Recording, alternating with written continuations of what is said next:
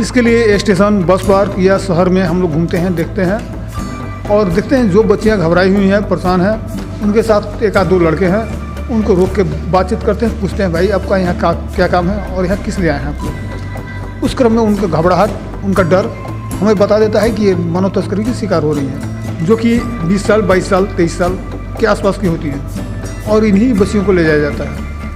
इनके लिए अंग तस्कर भी आसान होता है और वेश्यावृत्ति में भी डालना उन लोग के लिए आसान होता है। इन्हें इस तरह से मोटिवेट कर दिया जाता है कि वो नहीं कह पाती हैं कि हम जा रहे हैं किसी और काम से जा रहे हैं। उनको यही बताया जाता है कि हम शादी करने के लिए जा रहे हैं, फिल्मों में काम दिलाने के लिए जा रहे हैं, या फिर वहाँ पर ले जा करके आपको किसी बहुत बढ़िया कंपनी में आपको जॉब दिला देंगे, इसके लिए ले जाया जाता है। कई प्रकार से होती हैं, जैसे भीख मांगना, जबरन शादी हो गया और बाल विवाह हो गया, बाल सैनिक हो गए, बाल श्रम हो गए।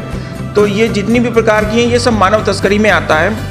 और ये जो मानव तस्करी है रक्सौल, जैसे कि रक्सौल के बारे में बताना चाहूँगा। यहाँ पर हमारे 2-3 पॉइंट ऐसे हैं जहाँ से आम जनता खूब आवागमन करती है, तो उस आवागमन के बीच में तस्कर बहुत फ़ायदा उठाते हैं। वो एक आम नागरिक की तरह होते हैं, कुछ विशेष परिधान तो होते नहीं हैं, लेकिन नमस्कार, मैं हूं आपके साथ सोनम सिन्हा और आप देख रहे हैं खबरी 24/7। और इस वक्त हमारे साथ मौजूद हैं रंजीत सिंह, जो कि स्वच्छ रक्सौल संस्था के अध्यक्ष हैं। और मैं कहूँगी उससे ऊपर इनकी पहचान है कि ये सबसे एक बेहतर इंसान है रक्सौल में और समाज सेवी हैं, जो लगातार समाज सेवा करते रहते हैं। तो आइए इनसे बातचीत करते हैं। सर, सबसे पहले तो आपका बहुत बहुत स्वागत है। जी, आप सभी को मेरा प्रणाम और आपके दर्शकों को। तो आज हम चर्चा करेंगे भारत में मानव तस्करी के ऊपर। बहुत तेज़ी से मानव तस्करी बढ़ता जा रहा है और विशेष रूप से इंडिया नेपाल बॉर्डर पर मैं कहूँगी मानव तस्करी बहुत हो रही है। तो इसके ऊपर सर से हम बातचीत करेंगे। सर, सबसे पहले तो आप हमें मानव तस्करी के बारे में हमारे दर्शकों को थोड़ी सी जानकारी दें। हमारे रक्सौल क्षेत्र में, नेपाल में बहुत सारे ऐसे लोग, बच्चे बच्चियां हैं जिन्हें फिल्मों के नाम पर, शादी के नाम पर, रोजगार के नाम पर भला फुसला कराया जाता है और उन्हें दिल्ली, मुंबई, हैदराबाद ले जाके देह व्यापार में धकेल दिया। कुछ बच्चे जिन्हें अंग तस्करी के लिए इस्तेमाल किया जाता है, साथ ही इनको विदेश में भेजने का काम किया जाता है। और ये एक सामाजिक बुराई है जो पूरे विश्व में दूसरे स्थान पर आता है। इसलिए यथाशीघ्र रोक लगाने की आवश्यकता है।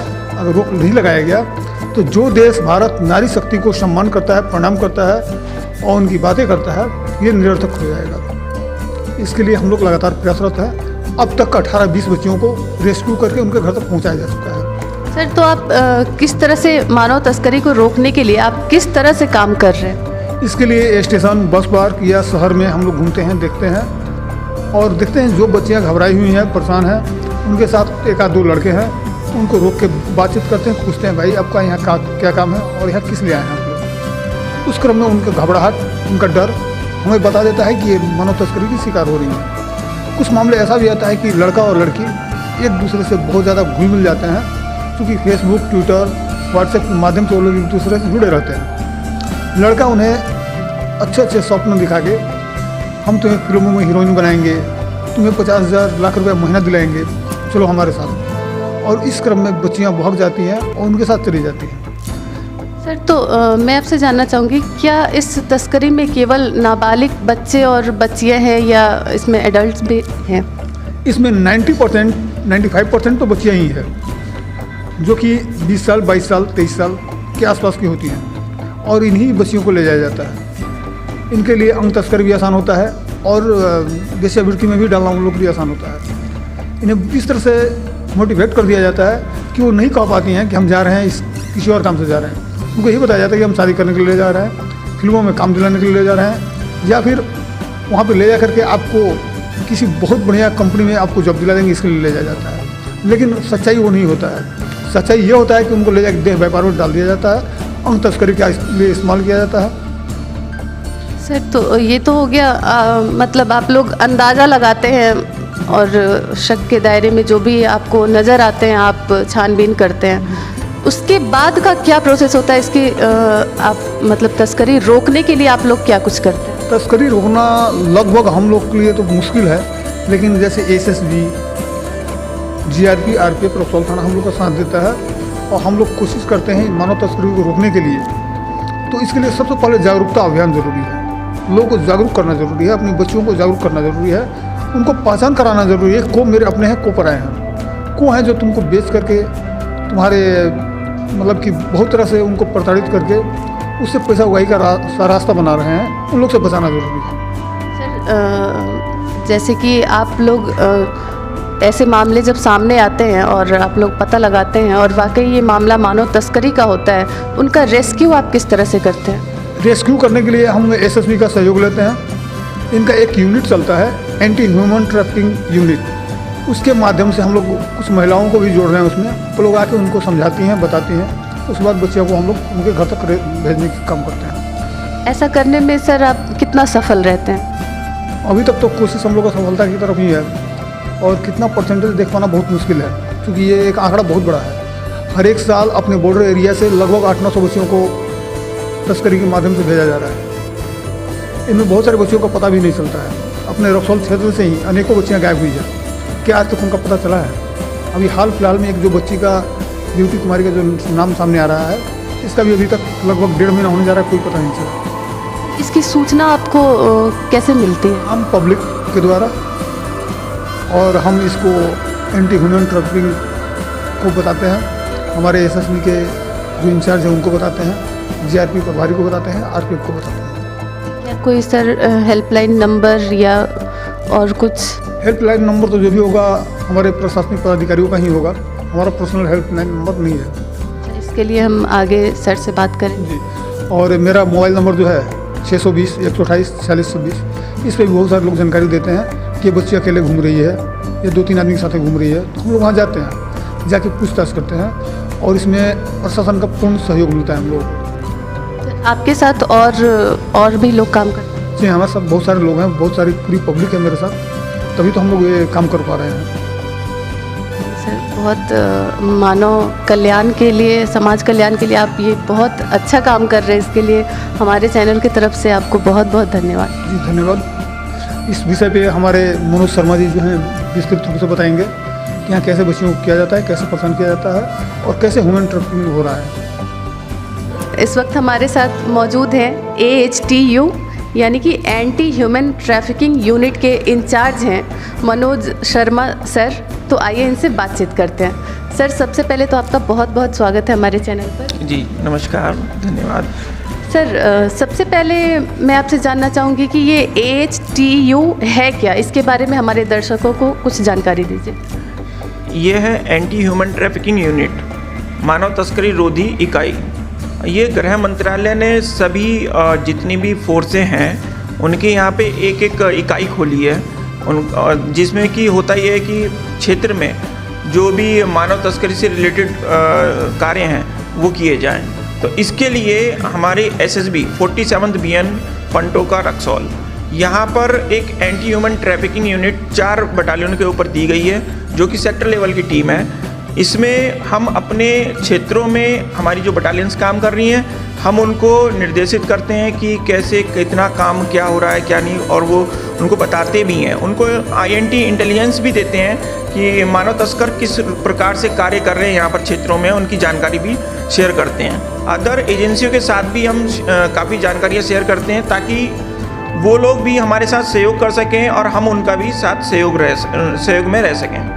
तो इसके लिए जैसे कि मानव तस्करी कई प्रकार से होती हैं, जैसे भीख मांगना, जबरन शादी हो गया, और बाल विवाह हो गया, बाल सैनिक हो गए, बाल श्रम हो गए। तो ये जितनी भी प्रकार की हैं ये सब मानव तस्करी में आता है। तो हम समाज से, जैसे कि अभी रंजीत जी हैं, इनसे बात हुआ तो हमने इनसे बातचीत की कि कुछ बताइए यहाँ पे हमारा नेटवर्क खड़ा हो, जिससे कि लोग हमें टाइम टू टाइम समय पर सूचना दें।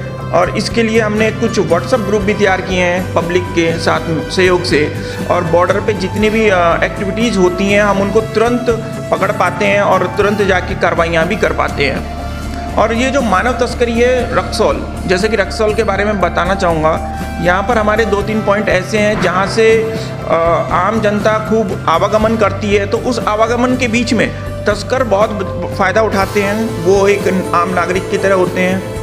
कुछ विशेष परिधान तो होते नहीं हैं, लेकिन हम लोग ऑब्जर्व करते करते इतने अनुभवी हुए हैं कि कौन कैसे क्या कर रहा है। तो उसके लिए हम लोग क्या करते हैं कि हमने रंजीत जी जैसे हैं और भी हमारे सहयोगी हैं, तो वो हमें फ़ोटोज़ भेजते हैं, कई बार वीडियो भेजते हैं, सर देखिए ये यहाँ पर ऐसे से निकल रहे हैं लोग।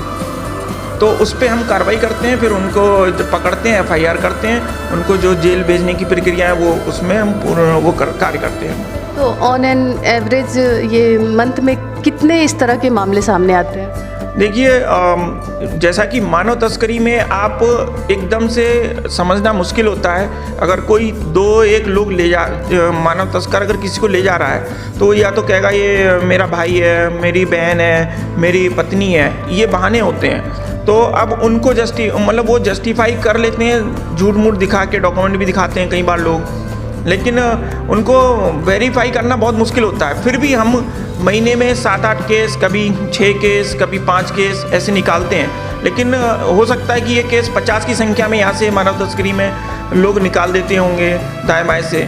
उनको पकड़ना तो मुश्किल होता है, लेकिन फिर भी प्रयास कर रहे हैं जितना ज़्यादा हो सके हम लोगों का जीवन बचा पाएँ। सर, तो इसका वेरिफिकेशन आप लोग किस तरह से कर पाते हैं कि ये मामला वाकई मानव तस्करी का है?